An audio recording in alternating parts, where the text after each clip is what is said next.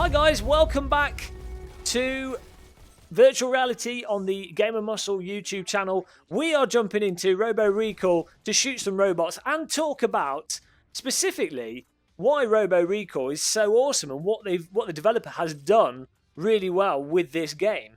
And I think the first thing, and it's pretty self-apparent when the first time you load it up, is just look how detailed the environments are. They've put so much subtlety in it, from just little drains on the floor, really nice texture work, graffiti, lighting on the ceiling, and all these little subtle architectural details and everything. You look at the buildings, see the scaffolding, it all makes sense. You can even see into the buildings. Can't teleport into it, unfortunately, but you can see into the individual rooms in the buildings, and all that's periphery to the actual gameplay for the most part. And it is just graphics on the side, but it makes the game world just feel really solid and look absolutely extraordinary in virtual reality. That, combined with the fact that the game by default uses a good amount of super sampling and a good amount of magic to mask the limitations that you have with VR headsets at the moment, which is that the actual core resolution of a VR headset isn't too good in terms of the pixel density per degree of vision of games in VR.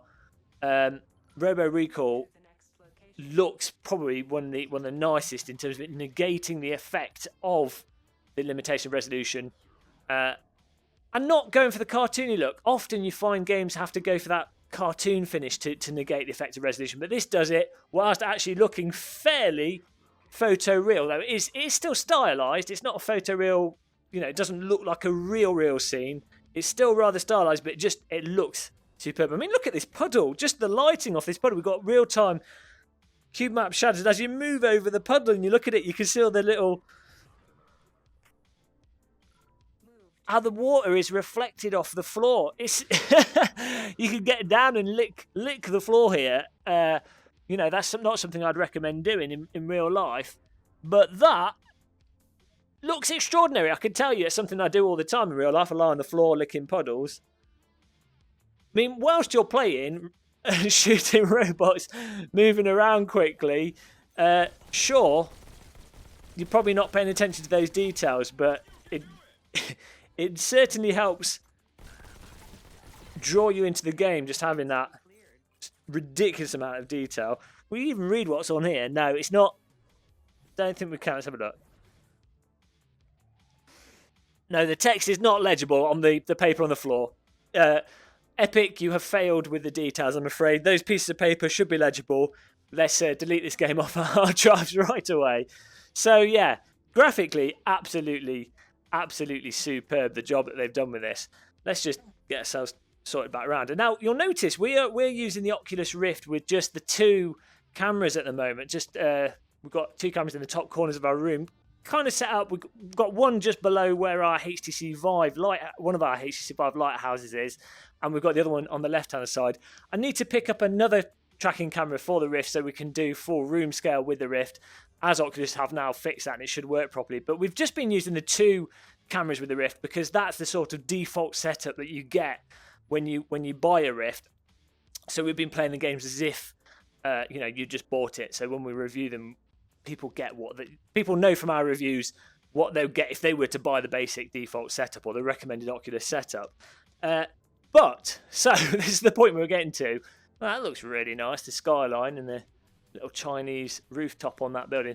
The point we're getting to, despite only having two cameras with this, and if you're just playing it with the default Oculus setup, the game is actually set up well to accommodate that. And the way the teleportation system works is that you just point where you want to go, and you then use the D-pad to see if we can get some camera here.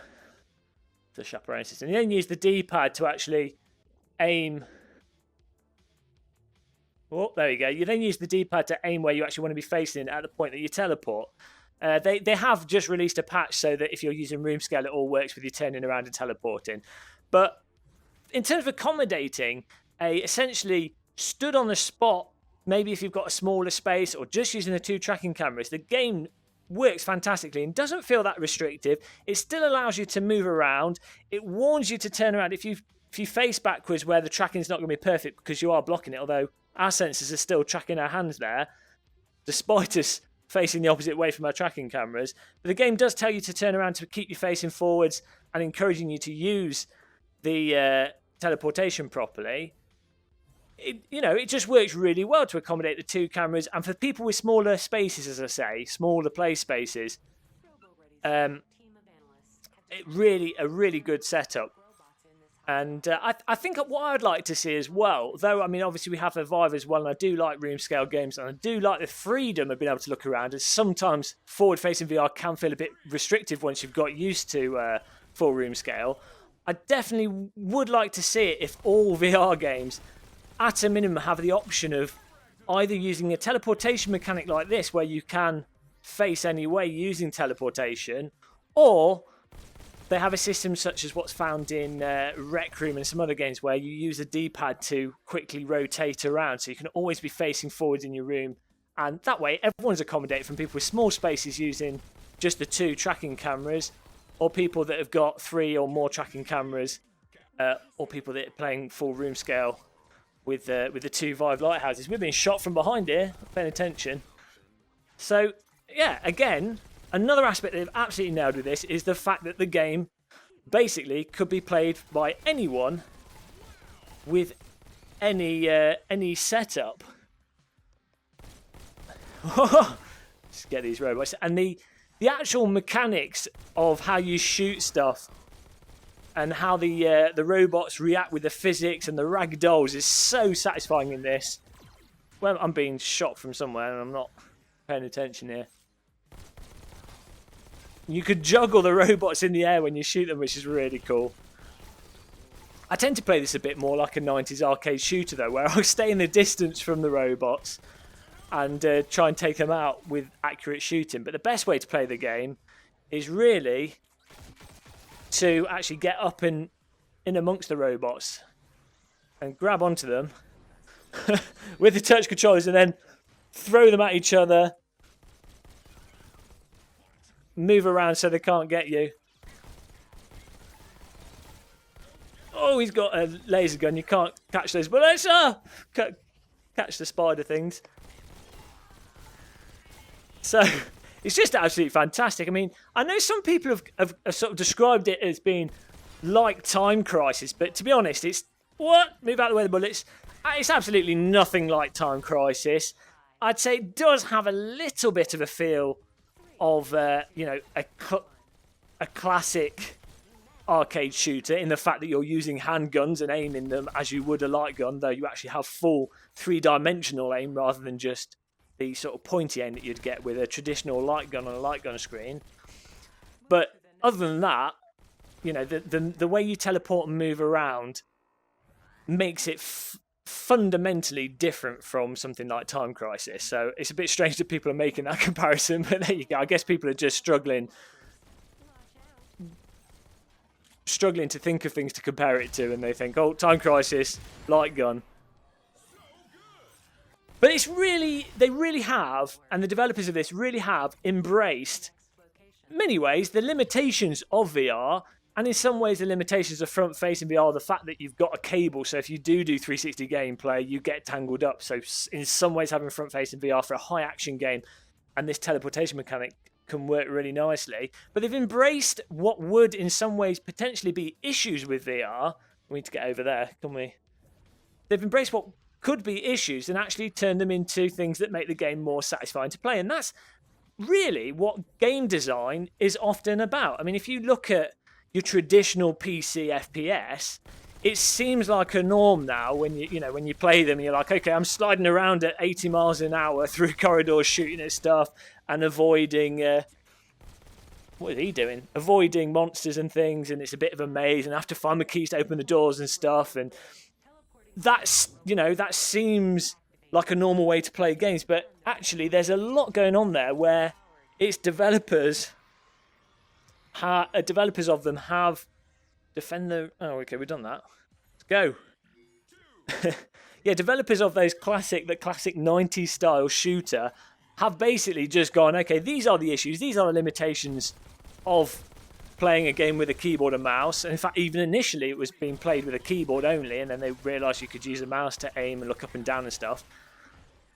But they overcame those issues by embracing them,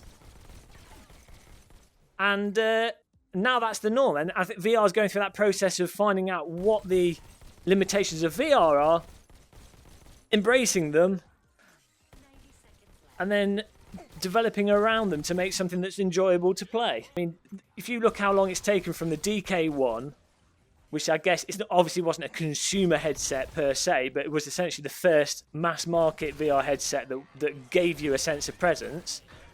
That's only been like 2 or 3 years, and we're now at a point now where we've got these pretty incredibly polished VR games on both coming out on the Oculus Store and for the HTC VIVE. So it seems to be happening a lot faster with VR than it was with 90s games, when you move from sort of Wolfenstein to Half-Life 1. Whoa! Ah! You see, there you go. The tracking did lose there as we turned around. So I do think with the Rift, ideal setup probably is to have 3 cameras. It's actually really nice that Oculus have just dropped the price of everything. So the headset with the touch controllers, and you can get 3 cameras for, I think, total price of about $650, which isn't too bad. And we're actually getting there now, where the price of things is approaching a mass consumer level rather than an absurd hobbyist price point that we've been at for the last year or so. There we go. So that's another nice thing with Robo Recall, is that it really has, as I say, embraced that arcade aspect of things as well, where you see here, you've got a full scoreboard for each mission, and so you've got motivation there to go through the missions. You've got star rankings with little challenges you can go through to try and beat, so you can not only play through the game the first time and just do the completionist thing, but you can also compete against your friends. We're beating Adam Smith, but we're not beating Sheen Mister. And then you can go through high score and do the little challenges, just get you going back into it and not getting bored. Let's hope it doesn't delete itself, though. This one bug I hope they do fix. I hope it's not to do with this recording. Maybe that's what caused it. Agent 34, you're back. Robo Ready is pleased. Let's hope it saved it, and that we're not having to redo our progress again. So we'll just look at some of the other features of the game before we finish this off. You also have got the missions to pick from, but you also have a nice thing with different weapons that you can bind, and the whole interface is really nicely set up for VR, allowing you to just preview and look at what you've got. You've got unlocks for the weapons, where you can get extended magazines or use a laser, holosight compensator, automatic fire modes. We've got a gun range where you can practice your shooting with your different weapons. Let's see if we've got a different weapon we can pick. We should have. There we go. We've got a shotgun. We'll bind that there. So you get the shotgun from over your shoulders. There you go. So it's like a secondary, and you've got your pistols down below. It's just all really slick and really well done. And then you've got, interestingly, and as I said at the beginning of the video, we can't do that there. You've got mods that you can download. Already, we've got the ability to have a free movement mod where you can actually move around with artificial locomotion, which is good that they didn't do that as a default, because obviously it makes a lot of people motion sick. But it means if you prefer that type of motion, you find that you find playing games like that a bit more intuitive, especially if you've come from your standard PC shooter and you don't really like the teleportation, because you find it makes things feel a bit disjointed.